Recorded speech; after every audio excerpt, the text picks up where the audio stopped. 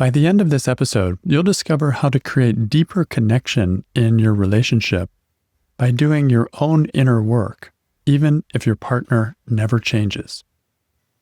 In this video, you'll discover why trying to fix the relationship often backfires and where true connection actually begins, the hidden belief that makes you feel dependent on your partner for emotional depth, and how your own healing can bring more closeness even if your partner isn't on the same path. Zoom forward a week or so from now. It's Valentine's Day, and you're hoping for a moment of real connection, something sweet, something meaningful, something different from the usual routine. But your partner seems distracted, and maybe the dinner feels rushed, and the words you wanted to hear don't come. And now that familiar ache starts rising. You're a little disappointed, but you don't want to seem needy. You're actually craving connection, but it feels like it's up to them to create it. So you try to subtly steer things. Maybe you ask more thoughtful questions, you drop hints, or you suggest another activity. But inside, you're tightening, trying to fix the disconnect without saying the vulnerable thing. I feel far away from you right now. Why trying to fix the relationship often backfires, and where true connection actually begins. Many highly sensitive people care so deeply about their relationships that they naturally want to improve them, especially when things feel disconnected or strained. But here's the trap. Trying to fix the relationship often puts the focus on the other person. If only they'd open up more. If only they'd listen better. If only they'd meet me halfway. This external focus creates pressure and often resistance.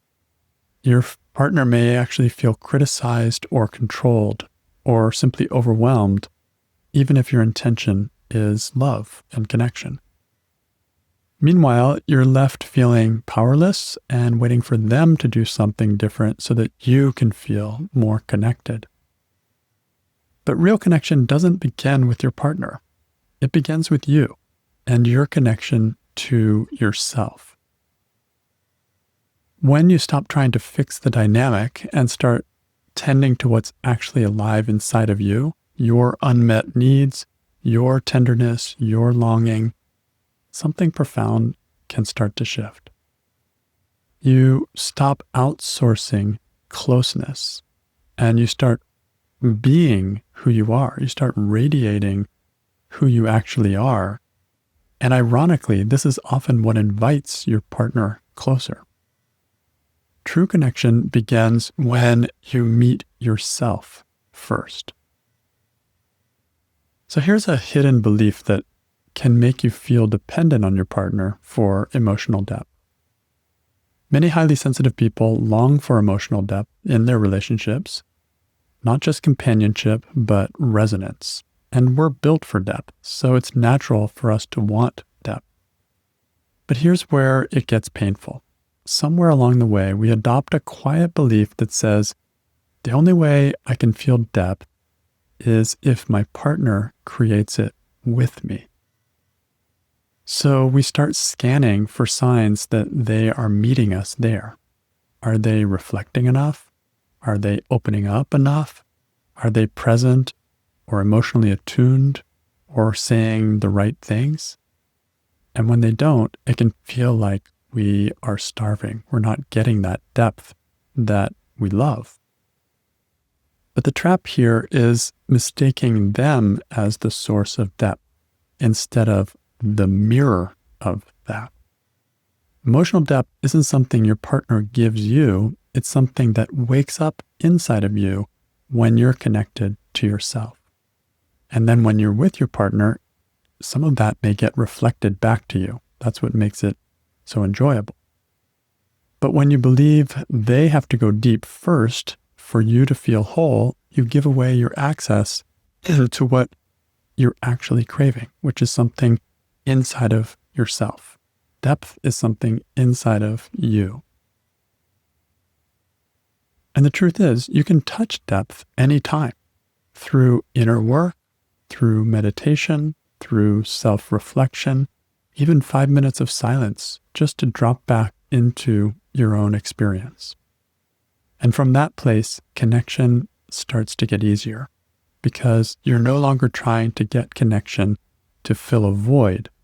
You're bringing depth with you. You're connected to that depth inside of you instead of waiting to receive it from your partner.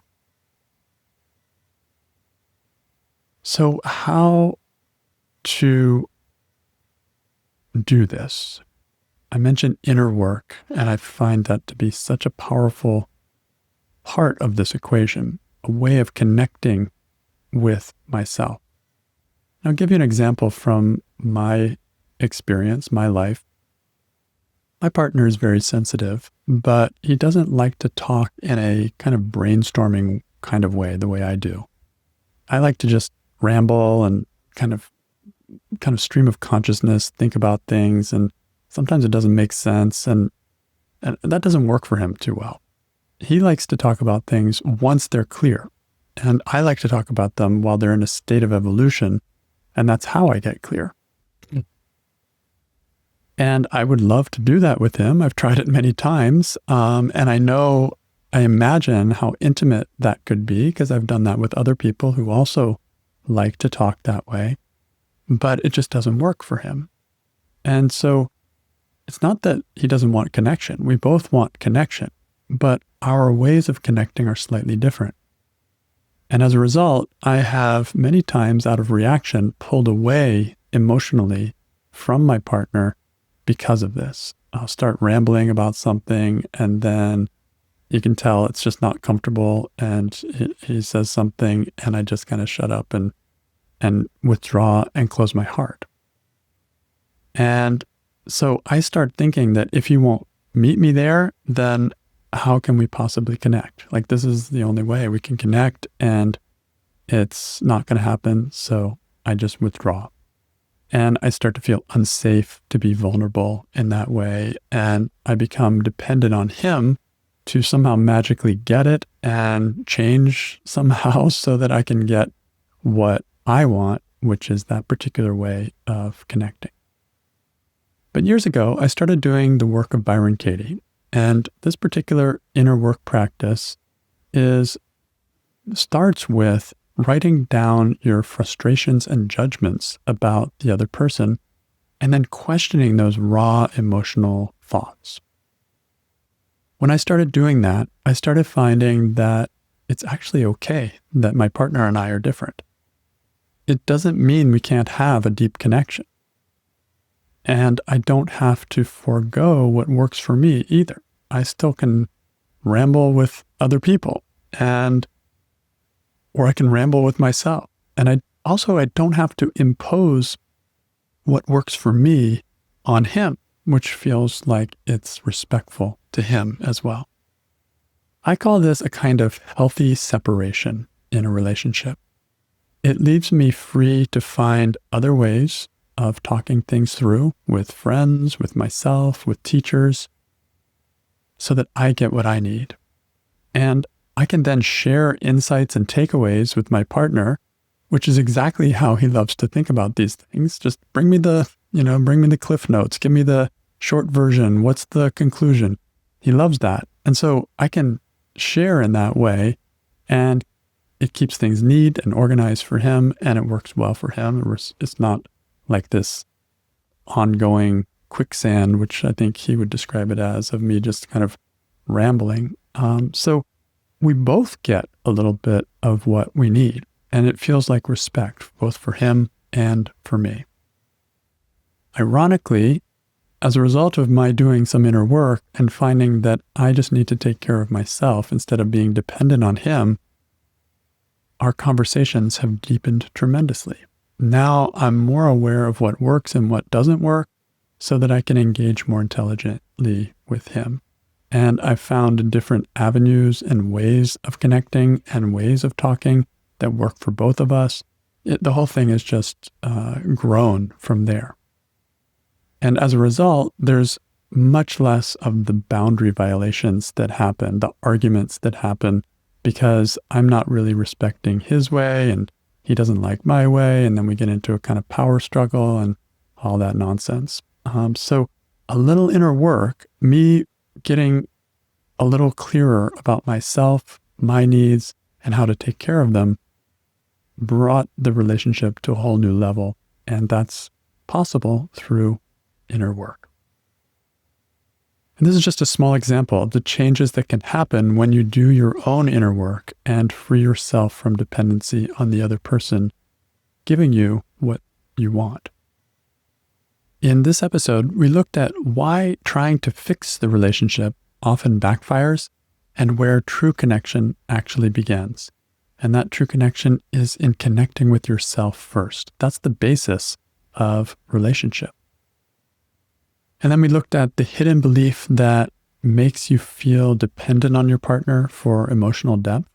And that is that the only way I can feel depth is if my partner creates it with me. When you realize that you don't actually need them to do it with you and that you can create depth yourself, then you can bring depth to the relationship instead of trying or waiting for it to come, waiting for the perfect situation to arise so that you can do it with your partner. Ironically, you will end up doing it with your partner, but you have to take the first step. And then finally, we looked at how your own healing can bring more closeness, even if your partner isn't on the same path.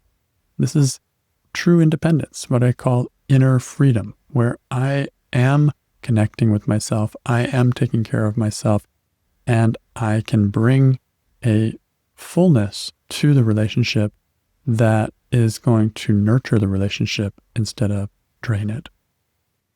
So the feeling I'm left with today is that ultimately relationships are actually an internal thing within myself.